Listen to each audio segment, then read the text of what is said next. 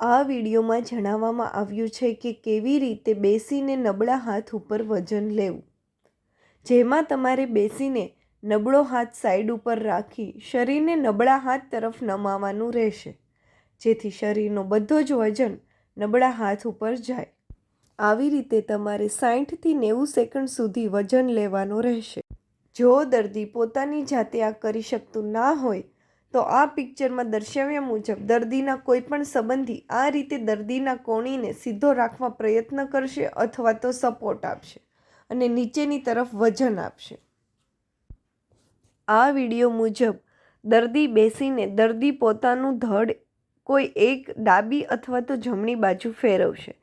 હાથ વિડીયોના જણાવ્યા મુજબ રાખવાના રહેશે અને બંને હાથ કોણીમાંથી વાળી ત્યારબાદ બંને હાથ કોણીમાંથી સીધા કરવાના રહેશે. આવી રીતે બીજી બાજુ પણ પરફોર્મ કરવું. આ મુજબ તમારે 15 રિપીટેશન કરવાના રહેશે.